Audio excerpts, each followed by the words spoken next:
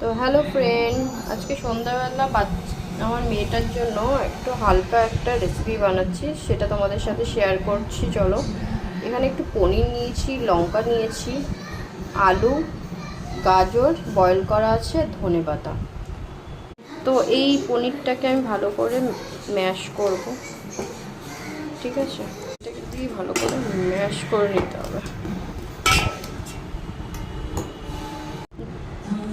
যেহেতু আমাদের ভেজ আছে, তো এখানে আমি পেঁয়াজ অ্যাড করতে পারতাম, তো পেঁয়াজ তো দেওয়া যাবে না, তাই আমি সব আলু আর গাজর এই দুটো জিনিস দিয়ে করছি। চলো ম্যাশ করে নিয়ে দেখাচ্ছি। তো এইটা দিয়ে ভালো করে ম্যাশ হলো, ওটা দিয়ে হচ্ছিল না, এটা দিয়ে ভালো করে আমি এটাকে ম্যাশ করে নেবো। যেসব বাচ্চারা আলু বা গাজর খেতে চায় না, এই রেসিপিটা করে দিতে পারেন, কোনো অসুবিধা নেই, খাবে, খুব পুষ্টিও আছে, আর বাচ্চারা জলদি খেয়েও নিতে পারবে। তো এইটাকে আমি একদম ভালো করে পনিরের সাথে ম্যাশ করে নেব। এবার দিচ্ছি স্বাদ অনুযায়ী একটু নুন, এবার দিয়ে দিচ্ছি একটু সুজি, অল্প পরিমাণে সুজিটা দিচ্ছি। এবার এটা দিয়ে আমি ভালো করে মেখে নেব। উপর দিয়ে ধনে পাতাটা দিয়ে এটা দিয়ে একটু মেখে নিয়ে এর মধ্যে আমি দুটো কাঁচা লঙ্কা কুচিয়ে দিলাম।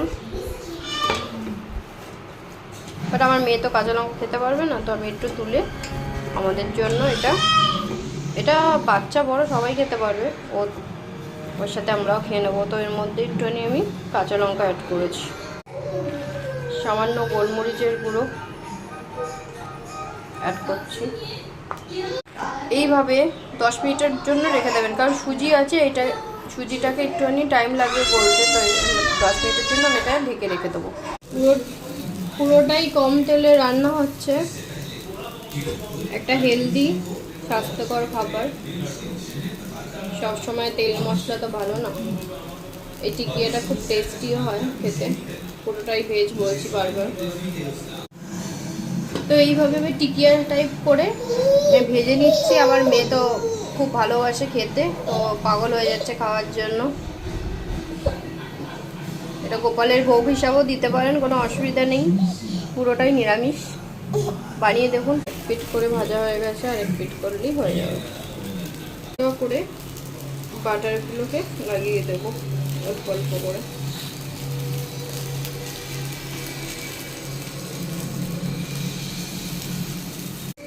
তো অলমোস্ট রেডি হয়ে গেছে আমাদের এটা।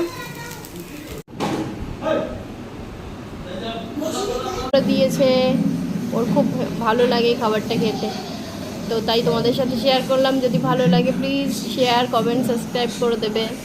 ভালো থাকো, সুস্থ থাকো, টাটা। আবার কোনো নেক্সট কিছু ভিডিও নিয়ে আপনাদের সাথে দেখা হবে, টাটা।